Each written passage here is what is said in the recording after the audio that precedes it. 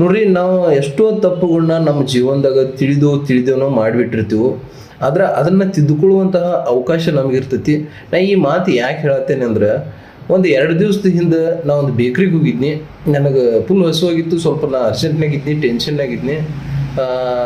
ಒಂದು egg puffs ತಿನ್ಕೊಂತ ನಿಂತಿದ್ನಿ. ಆ ಟೈಮ್ನಾಗ ಒಬ್ಬ ಬುದ್ಧಿಮಾಂದ್ಯ ವ್ಯಕ್ತಿ ಬಂದ ನನಗೂ ಎಗ್ ಅಂಥೇಳಿ ನನ್ನ ಮುಂದೆ ಅನ್ನತ್ತಿದ್ದ.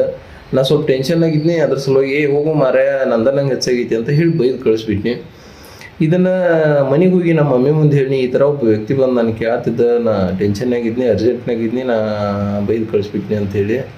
ಅದಕ್ಕೆ ನಮ್ಮ ಮಮ್ಮಿ ಬೈದ್ರು ನನಗೆ, ಏನು ನಿನಗೊಂದು 20 ರೂಪಾಯಿ ಹೆಚ್ಚಾಗೋಯ್ತು, ನಾನು ಕೊಡಿಸಿ ಬರ್ಬೇಕಿಲ್ಲ ಅಂಥೇಳಿ ಬೈದರು. ನನಗೆ ನೈಟೆಲ್ಲ ಭಾಳ ಅಂದ್ರೆ ಭಾಳ ಫೀಲ್ ಆಯ್ತು. ಒಂದು 2-3 ದಿವ್ಸ ಬಿಟ್ಟು ನಾ ಬೈಕ್ ಮೇಲೆ ಹೊಂಟಿದ್ನಿ. ಫುಲ್ ಜೋರು ಮಳೆ ಬರಕತ್ತಿತ್ತು. ನನಗೆ ಫುಲ್ ಹೊಟ್ಟೆ ಹಸಿದ್ಬಿಟ್ಟಿತ್ತು. ಅಲ್ಲೊಂದು ವಡಾಪಾವ್ ಗಾಡ ಇತ್ತು. ಅಲ್ಲಿ ನಿಂತ್ನಿ. ವಡಾಪಾವ್ ಗಾಡ ಮ್ಯಾಗ ನಿಂತು ಒಂದು 2-3 ವಡಾಪಾವ್ ತಿನ್ನಿ.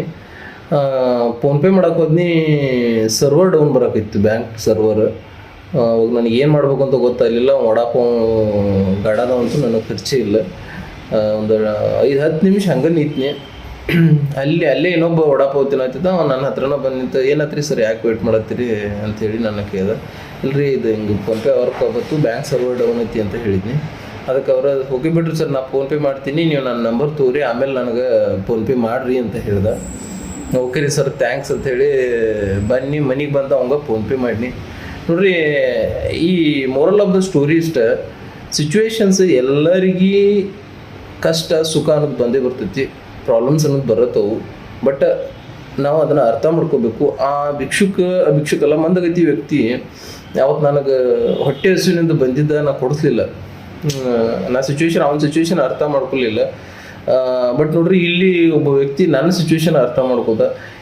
ಯಾವ ವ್ಯಕ್ತಿನೂ ಕೆಟ್ಟ ಇರೋದಿಲ್ಲ, ಪರಿಸ್ಥಿತಿ ಅವನ್ನ ಕೆಟ್ಟವನಾಗಿ ಮಾಡಿರ್ತೈತಿ.